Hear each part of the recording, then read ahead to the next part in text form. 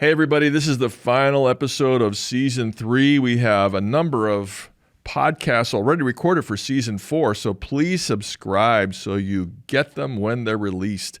Follow us on social media. The links are in the show notes. You know, I told our people in the last election cycle, I said, I think the people who should be most upset in America about racial injustice should be Christian Republicans. And the people who should be most upset about the injustice of abortion should be Christian Democrats.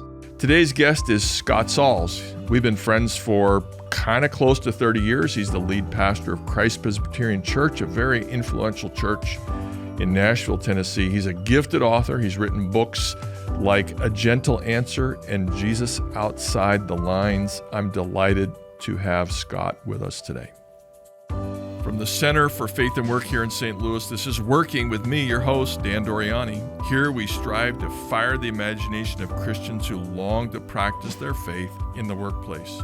Through conversations with doctors, athletes, teachers, executives, and more, we seek to engage those who desire to do significant work, to practice love and justice in their work, and who dare to change their corner of the world through that work.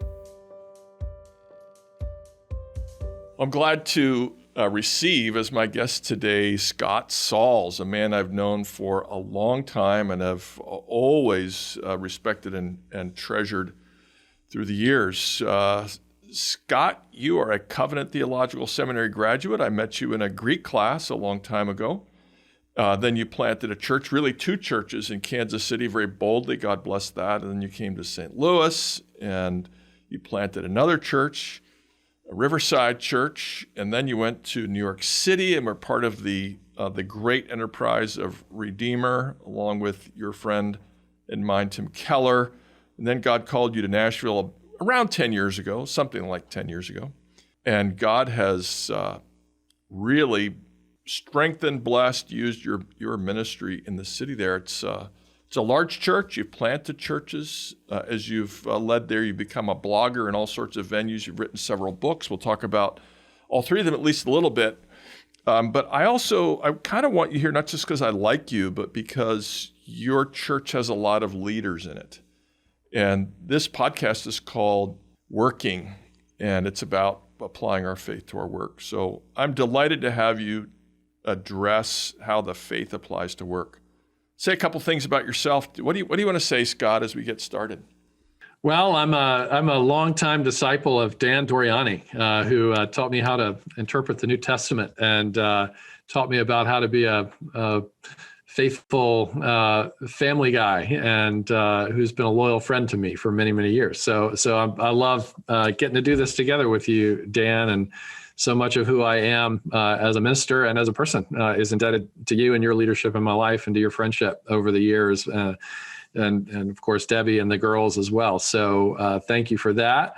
Like you said, I've been the senior pastor of Christ Presbyterian Church, which is a PCA church in Nashville, Tennessee.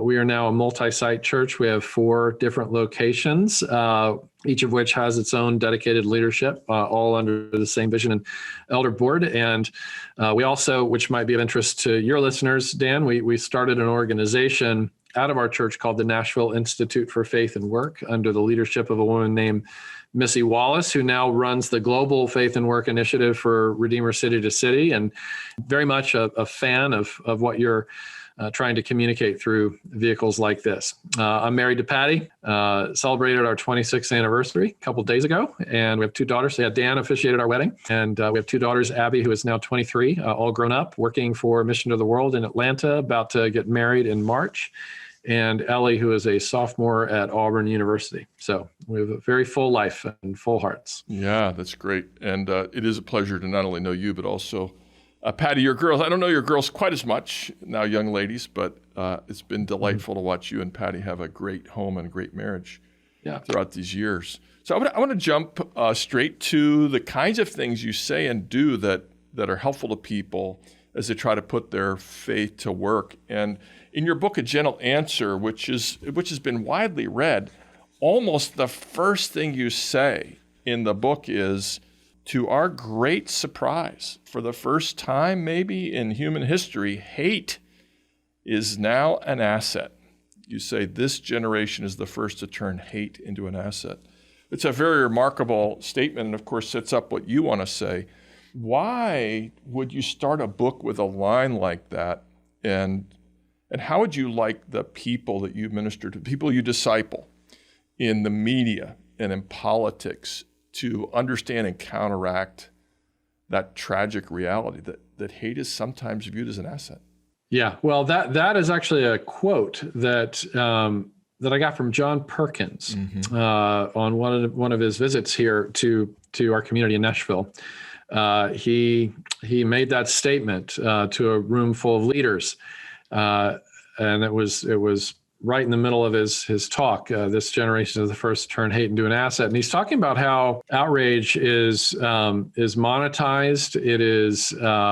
It's manipulated. It's essential fuel. It's essential oxygen for marketing and advertising. If any of your listeners have seen the Netflix movie called The Social Dilemma, right. Which is former .com social media executives who out of conscience left their former organizations because of the way that they manipulated people's outrage in order to drive advertising.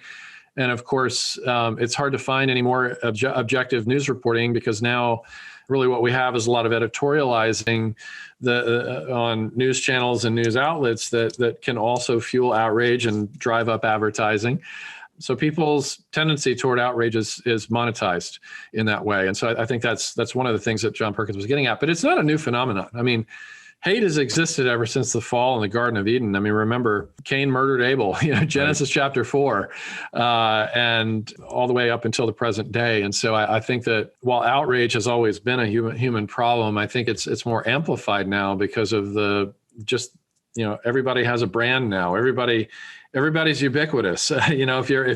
Everybody's everywhere because of social media. And so it's just so much easier to amplify the things that we're upset about. And so, New York Times talked about outrage porn, as a concept, like people, like the anatomy of pornography and the anatomy of gossip and slander and outrage are very similar in terms of the way they work in the human heart. They both seek a cheap rush, that doesn't cost you anything, but that costs whoever it is that you're objectifying, whatever person or group you're objectifying. It costs them reputation. It costs them, the cost of betrayal or any number of other things. And so that's a long answer, but, outrage has always been a problem because self-righteousness has always been a problem and sin's always been a problem. It's just, I think, a lot more popularized now.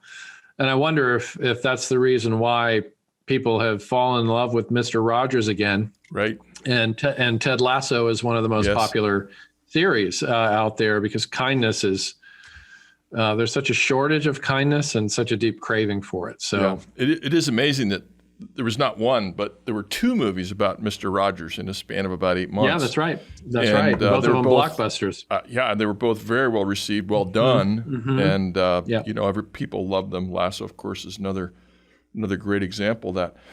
It is true that, however, I think you and I would agree that although hate and rage are stronger, maybe today in some ways and times, it's universal, but stronger partly because it sells. I mean, if you look at the media, what does the media want? The media wants fear and anger. Those are two of the cheapest motivations. And as you said, they're free of personal connection. You don't, when you're angry at somebody, you're not actually angry at them. You're angry at some image or distillation of something or other they said or did at some point that you dislike. And so it's radically depersonalizing.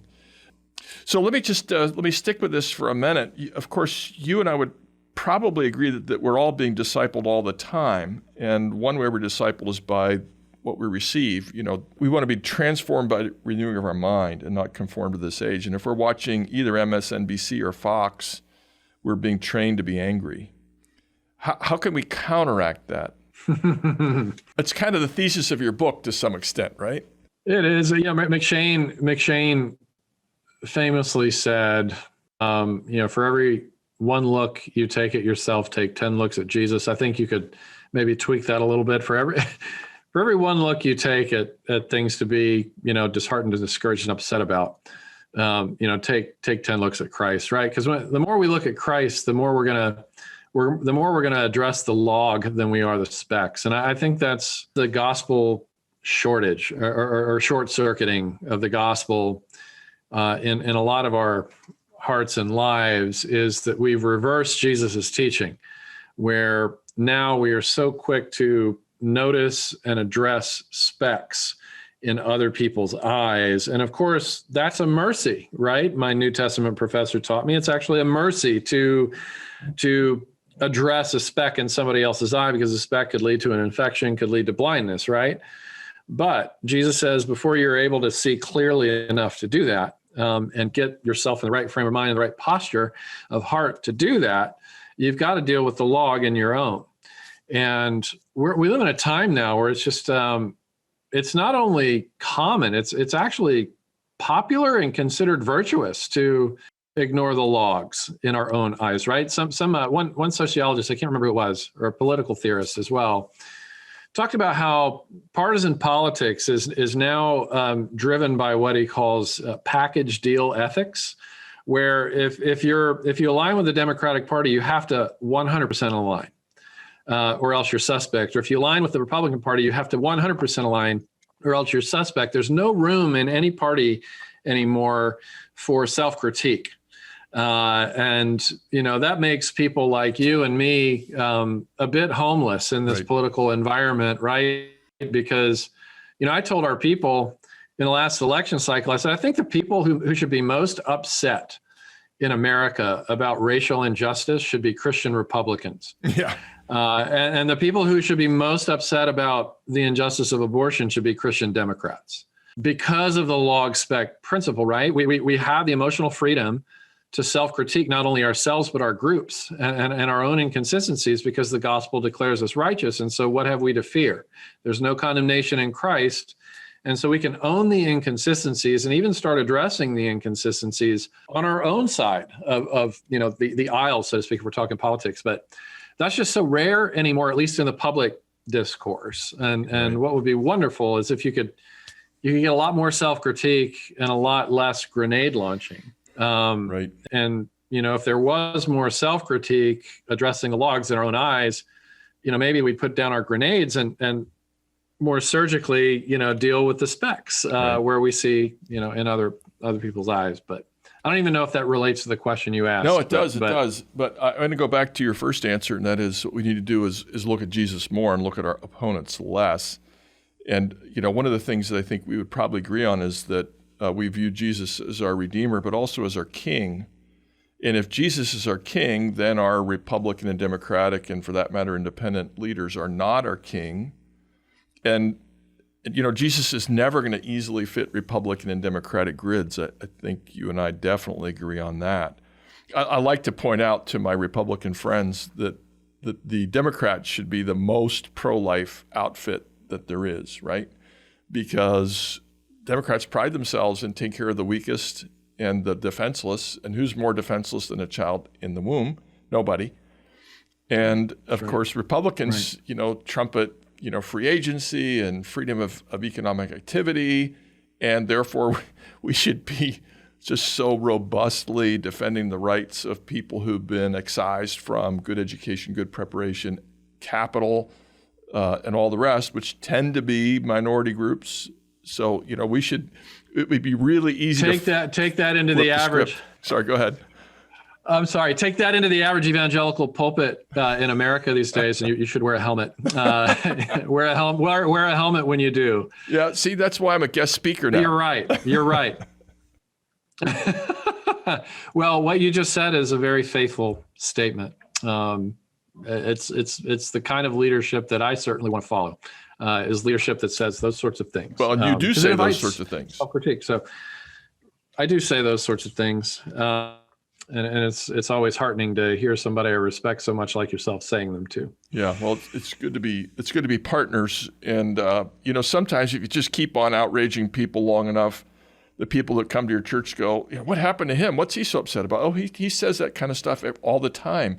You just don't pay attention to it. It's just who he is. It's like, he wears plaid shirts and he shaves his head and he also says politically strange things. That's just part of the package at our church.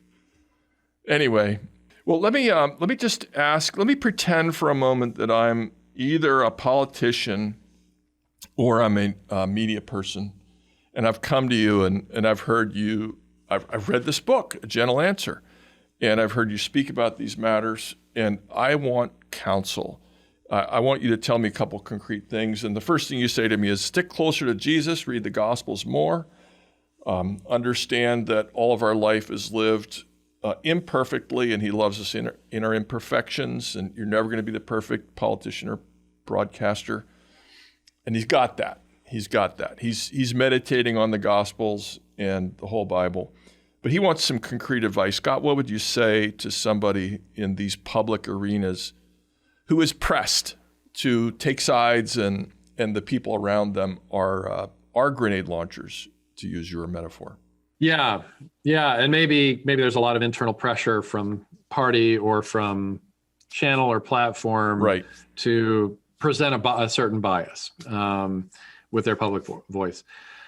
I would say, rather than spouting off the advice I would give from the bleachers for these people, I would want to recommend a book written by a public official that I have the privilege of pastoring and have the privilege still of being a friend with for 7 years here when he was governor of the state of Tennessee, before he moved back to Knoxville after completing his second term. And it's Governor Bill Haslam, who has written a book called Faithful Presence. Mm-hmm. And I believe that he is booting off of James Davidson Hunter's concept of faithful presence in the public square, specifically as applied to public life in the realm of government and politics. It's one of the most refreshing books I've ever read by somebody in a public office, because one of the beautiful things about him is that he follows Christ before he follows a party, and yet he's part of a party. He happens to be a Republican, but he's also a Republican who, I believe, chairman of the board for World Vision. He sought to bring, to provide healthcare access to every resident of Tennessee, especially those who are poor and don't have avenues to get healthcare. Like he did things that would be typically associated with the other party. And got accused of being a rhino or Republican in name only because he did things that tend to garner sympathy for from other parties. He is very sympathetic and empathetic toward the refugee situation, right. Especially when the Syrian refugee crisis hit, and wanted to see hospitable space for legitimate asylum seekers in our state, and things like that. And some of the things he was able to pass and other things, got blocked. But, bottom line is that you've got a man who is following Christ, which means that sometimes he's going to be at odds with his own party, right? Or at least with some people in his own party. We also brought in another friend of mine named Michael Ware, who is a lot like Bill Haslam in that he leads with his Christianity. He's a Democrat. He actually served as an aide in the Obama administration many years ago, and yet he departs from party platform in that he is decisively and publicly pro-life, on behalf of the unborn. And so he and another guy named Justin Giboney, who you may be familiar with from the AND campaign, Michael and Justin actually wrote a book called, I think it's like Conviction and Compassion, or Compassion and Conviction. Mm-hmm. And they're writing a book about how to have a comprehensive life ethic as a Christian. And I think the phrase they use is from womb to tomb. Mm-hmm. And so if we are from womb to tomb, if we are comprehensive in our life ethic, if we are for the unborn, if we are for those who have disabilities or special needs, if we are for immigrants and refugees who are legitimately seeking asylum from violence and other such things, if we're talking about the elderly, if we're talking about Alzheimer's patients, et cetera, Christians are meant to be decisively for all of those groups, and that's always going to require some sort of tension with every political party. Right. And they do a great job just kind of painting a vision of what that can look like in public life. So I'd rather kind of popularize other people's work. That's good. That's good. Than speak from the bleachers. But yeah, turn to the experts and experts who have more experience and have focused more than we can as pastors. So your last couple comments make me think of a slight shift in direction here, and that is, again, sticking with a gentle answer. You also talked about defending people who've suffered violence. Gentle answer, but it's also true that we have to be strong. We have to be tough. On page 135 and 153, you say a couple things that I want to call your attention to, and we have here a little note about people like Dietrich Bonhoeffer and Martin Luther, and you say, Bonhoeffer was a contrarian in his opposition to Hitler. Martin Luther in his opposition to the sins and abuses of the church. Mother Teresa in her opposition to conditions of poverty and starvation. Newton and Wilberforce in their opposition to the slave trade. Martin Luther King Jr. in his opposition to racism and equality. Sojourner Truth in her opposition to slavery. And then church councils have often opposed error, theological error. So when we say we want to have a gentle answer, that certainly doesn't mean we lack spine. This is an obvious point. I know that's not debatable. But these were sometimes people who are pretty fierce, and yet you cite them in a book about gentleness. I mean, Luther, we probably wouldn't approve of all the rhetoric Luther used, but Mother Teresa also was perfectly willing to stand up and offend people, and yet we would consider them gentle. Would you agree with that? Is that you seem to indicate that they fit in the paradigm that promotes gentleness in the pursuit of truth and love and righteousness and justice. Yeah, so I think one of the iconic examples of what we're talking about here, if we're talking about blending grace and truth together as Jesus did, right? Scripture say, "Came full of grace and truth," never one at the expense of the other. Conviction and compassion, law and love. Consider the kindness and severity of God. Right. That's Jesus, the text I was thinking of. A gentle.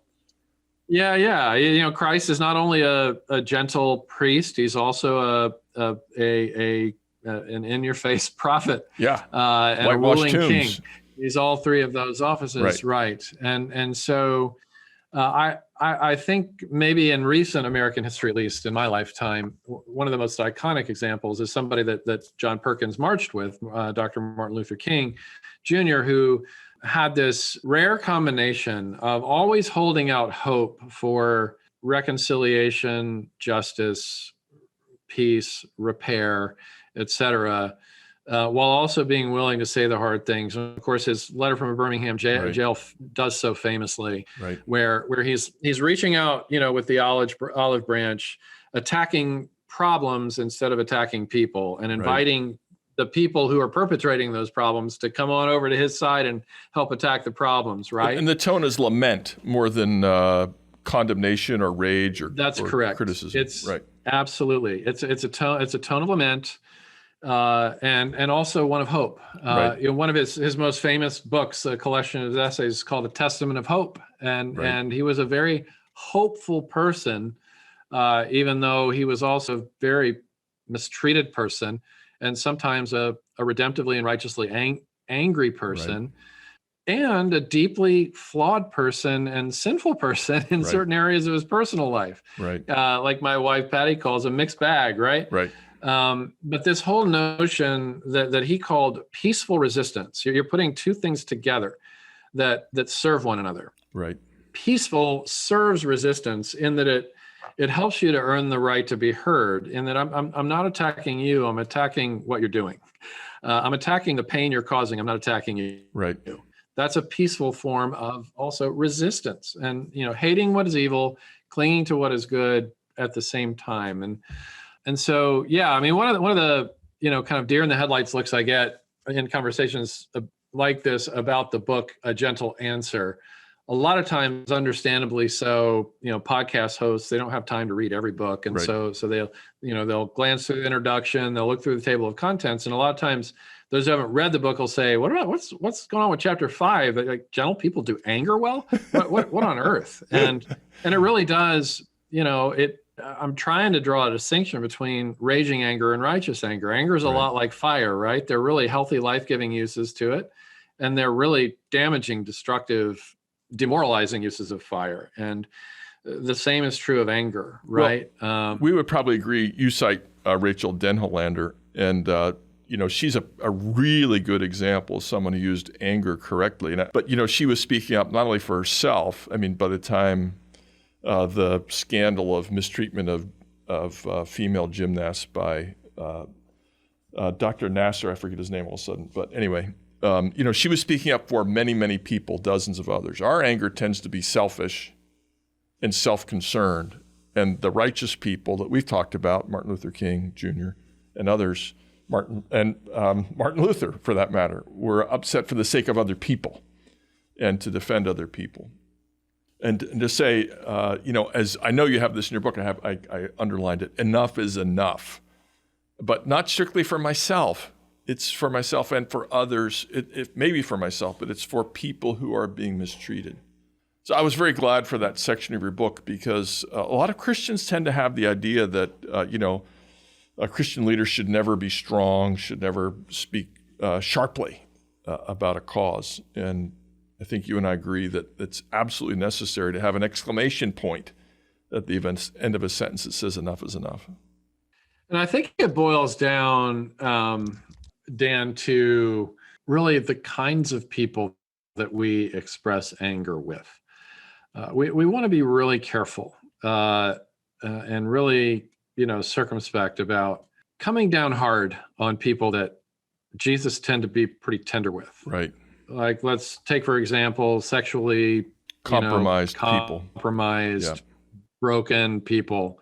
Woman caught in the act of adultery, the prostitute in Luke 7. Lepers. Jesus, he didn't lepers. He didn't shrink back from saying, "Lead your life of sin," but he took such a tender approach, because there's some kind of bruise on the soul of a sexually, broken and sexually immoral person that he was able to recognize and discern, I suppose. But when he's confronted with religious leaders in the community who would come down hard on sexually broken people, he let them have it. Whitewashed tombs, open sepulchres, your hearts are, your mouths are open graves, and so on. And so I think that it's really important when we talk about self-righteousness, and when we talk about abuse, those are the areas of, essentially treatment of other people that Jesus just had no tolerance for. Whereas, sexual brokenness, he had a lot more patience, it seems. Yeah.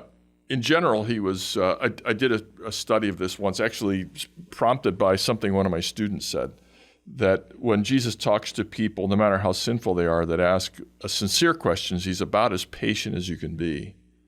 And when the disciples ask questions, he kind of asks the question, what mood are you in? What do you need right now? And then with Pharisees and Sadducees and rulers and so forth, there's a strong tendency for him to not even answer their questions and say things like, can't you discern the sign of the times? I already answered this question for you. You have your answer. What do you want? You want more signs? I gave you signs. Go away. And it does remind us that, of course, it doesn't mean magically that people are terrible sinners will be tender and humble and receptive, but there are certain things, and not only sexual sins, but also people who are addicted in certain moods are extremely receptive to tender treatment and kind words. Not always, but sometimes they are. Yeah, so you also stress the need to be vulnerable, which I think connects to this, especially in your book, Weakness to Strength, which I enjoyed. I read it a few years ago by now. And I didn't reread it for this, but I like your emphasis on vulnerability. May I ask you to comment on the fact that leaders are often afraid to be vulnerable? If we confess a vulnerability, we're afraid that somebody will take it and weaponize it, misuse it, take it out of context, and say, "See, you already admitted you have this problem," et cetera. And I don't disagree with you at all. I want you to encourage people, if you're interested in that, who are maybe strong and flawed, which applies to a lot of people. How and why is vulnerability and honesty about our weaknesses important? It's a great question. And I think we only need to start with Scripture and look at the example that was set for us by Christ himself. He came in weakness. And you look at Paul and how he openly confesses his coveting in Romans 7, or, you've got the whole, chief of sinners speech in First Timothy. And there just seems to be a lot of willing self-disclosure, not to draw attention to themselves as much as to provide in themselves a picture of what redemption under Christ looks like. Of course, Christ didn't need his own redemption, but Paul did. And you look at even things like the genealogy of Christ, which in those days was like your resume, right? It wasn't what you've accomplished; it was who you were from that credentialed you. And unusually so, Jesus's resume, his genealogy, includes women, and were it sinful, grossly sinful. Right. Yeah, you got Abraham and Isaac, who were terrible husbands at certain points in time. You've got Jacob, who was a liar. You've got Rahab, who was a prostitute. David and Bathsheba. Yeah. Exactly, 100%. And then Christ ends up calling himself the Son of David, identifying himself with the adulterer and murderer, who also was a man after God's own heart. Right. But I would also say, too, that, you and I were part of a season of St. Louis history and church history in St. Louis that was very tragic. And that was where one of your predecessors at Central Presbyterian Church took his own life. Right. And then shortly after that, another pastor in a connected church took his own life. Right. And the common thread between both of them was that their struggles were hidden. Right. And they were kept hidden. And the suicide note from your predecessor at Central Pres Church, one of the things he said in his suicide note was that a minister cannot admit that he is depressed and expect to not lose his ministry. And I thought, oh my goodness, is that really what it's come to?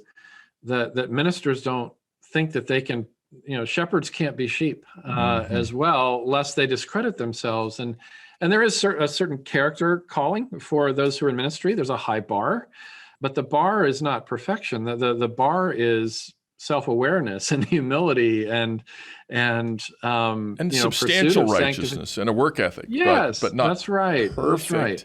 And everybody's lazy some days. Imperfect pursuit. That's right. But one of the people that we learned from in this was our mutual friend Scotty Smith, who still talks all the time about Jack Miller, who was his mentor, and Jack was very transparent as well about his weakness, and Paul was transparent about his and the thorn in the flesh, and he gloried in weakness and the power of God that's made perfect in weakness. And so I'll tell you a little anecdote for anybody who's like a pastor or a leader of any sort that is sort of an anchor for me. 2 years into my time at Christ Pres, as you know, a lot like Central Pres, a lot of the kind of city gatekeepers are here, and CEOs and music industry people and all of that, and it can be a little bit intimidating. And you can feel this pressure that you put on yourself. It's not that other people are putting on it, but you put it on yourself to just present as being more together than you actually are. There's a senator here today. That's right. And that's right. And so 2 years into my ministry, I decided that in one of my sermons, because it fit the text, I was going to disclose to the congregation that I've had, seasonal bouts with anxiety and depression. It's just part of my story. And there's this really, imposing guy, business leader, et cetera. I don't know him very well. He's kind of this guy who sits quietly in the back and comes and goes quietly. So he comes up to me, and this is one of the first conversations I ever had with him after 2 years. And he gets in my face, and I'm wondering, like, is he going to start a petition, to have me driven out of the church? And he said, I've been listening to you for 2 years, and I actually think you're a good communicator, but I'm entirely unimpressed by that. He said, based on the things that you shared today is the day that you have become my pastor.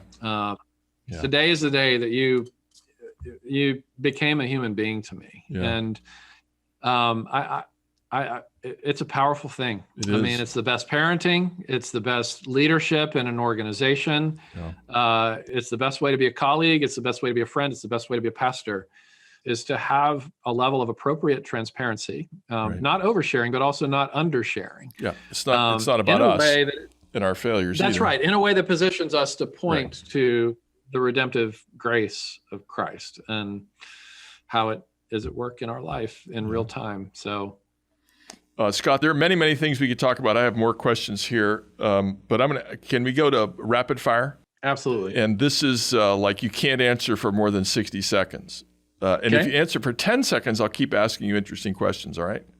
So the first question is, putting aside all practical considerations, what would you do for 1 year if career and money and geography were no object? What would you do for 1 year? Now that both of our daughters are out of the home, I would travel to speak at conferences and ministries and churches where I only had to be on for like an hour and a half, and then I had the rest of the week to enjoy Barcelona, the beautiful city that I'm in. Right. With my wife. So wherever, California, New York, Seattle, wherever. That's good. That's what I would. If I could write my ticket for a year, that's what it would. That's good. I like it. What do you do to relax? Because of the city that we get to be part of in Nashville. It's a beautiful, it's just such lovely terrain here with just unlimited miles of hiking trails. And so we love to get out and hike. And we also love to go to live music. And there's 2 or 3 concerts to choose from, it seems, almost every night here. So those 2 things are among our favorite things. That's great. Sure. If you had a talented newcomer on your staff or maybe somebody in your orbit one way or another, what would you say to them about pastoral ministry, especially in this realm of helping people in the public eye, or not? You can stay in that area or not. What would you say to a talented newcomer? 1 or 2 things. Newcomer to pastoral ministry? We're trying to change their corner of the world. It could be a politician, or it could be, a media person. I'll let you go wherever you want to go. What would you say? Yeah. So if they're a public person who has public influence, be aware that almost everything that comes out of your mouth or off of your keyboard is going to get one group of people really excited about your leadership. And it's also going to get another people really antagonistic toward your leadership. Yeah, we have to be ready. Yeah, the human heart is partisan by nature and is just prone to take a side and to declare enemies and to declare friends. And so you'll always have people who, and what I'm still learning over time, I mean, I'm 53 years old, I still haven't learned this completely. And that is that excessive flattery and excessive criticism are both dismissible. That they both must be dismissed. And it typically is the free-thinking people in the healthy middle of those 2 extremes that are going to be your best sources of wisdom. Yeah, one of the first things I heard from somebody was, and I didn't know what to make of it at the time, but it was very pithy. They just said, "Beware of flatterers," and then they left. They left me to figure out what it meant. But I think you and I agree as to what it means right now. What do people get wrong about pastoral work that you would like to correct? It is one of the hardest jobs in the world. And anybody who thinks otherwise has no idea what they're talking about. And here's another one I would point your listeners to. George Robertson's sermon this year, 2021, at the Evangelical Presbyterian Church General Assembly, the EPC denomination's General Assembly. George Robertson gave a sermon out of Jeremiah. And in that sermon, he unpacks the nature of what it's like to be a pastor.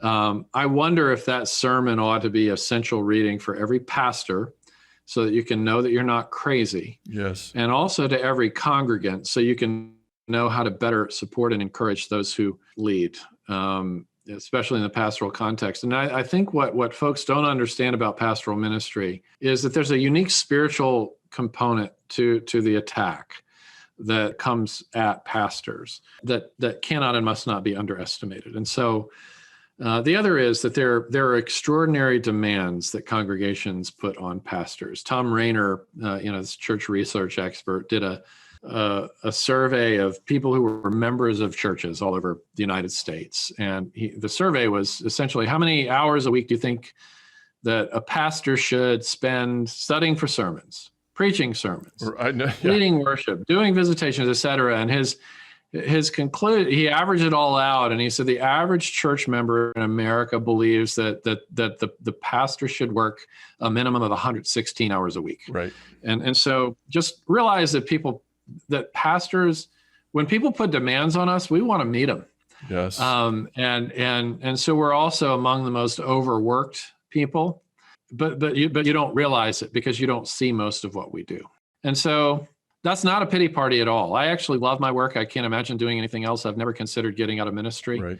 And I happen to be in a very supportive environment of ministry. And so I'm not coming into this conversation as any sort of victim or any kind of wounded puppy. I'm just telling you, it's really hard. It is hard. There is a reason why 30+% of all pastors have considered getting out of the ministry altogether in the last year and a half. Yeah. Pandemic has been especially hard. Yeah, because we're asking them to do things that are not in their skill set. So somebody told me this about the life of a pastor. They said the pastor is like the CEO of a corporation in which he gives the annual address every week. Which I thought was a pretty good analogy, especially in a large church where they expect, I'll just say a bit of a performance. They want it to all ring true. And that's right. And you're also on the hook for other people's performance. Well, you are. If the music director has an off week, it's not the music director who hears about it, it's you. Yeah. On the other hand, Scott, you have to admit you do get credit for for your staff doing things that you never told them to do. And that is to say they did well. Here's my all-time favorite. I one time reversed the order of the elements in the Lord's Supper. And a whole bunch of people at Central Pres said, "Oh, he's such a genius. He's so brilliant. He knew that we were getting rote, and so he switched it." And I go, "No, I just made a mistake." "Oh, and he's so humble. He's leading us spiritually, and he's humble." I said, "No, I just made a mistake." They wouldn't receive it. That's hilarious. Yeah. I did that at Redeemer once, where I started with the cup. I'd set the table and passed the cup out to the entire congregation. Right. And then I realized it before I, invited them. I said, "Look, some of you have cocktails before dinner. Let's just, think of it maybe as, Jesus serving the wine first at the wedding instead of at the end." Right. Scott, it's always good to talk to you. I wish I saw you more often, like we did in days past. May God bless you. So excited for the wedding that you've got coming up, and 26 years of marriage. For my daughter, not for me. Yeah, I understand that. I think, yeah. I mean, I think people know you're not 24 years old. So great to be with you. Thanks for your time, Scott. Thanks, Dan. Absolutely. Working with Dan Doriani is a production of the Center for Faith and Work St. Louis. We seek to promote faithfulness in the workplace, in education, in discipleship, and in the stories of believers who've applied their faith at work. If you've enjoyed this podcast, please subscribe and rate us on your preferred podcast platform. You can visit our website at faithandworkstl.org. There you can subscribe to our podcast, sign up for our newsletter, learn more about Faith and Work cohorts, leave us a message, and more. You can also follow us on Facebook and Instagram at Faith and Work STL, and find the video version of this show on our YouTube channel. All these links are available in the podcast show notes and on our website. Thanks for listening.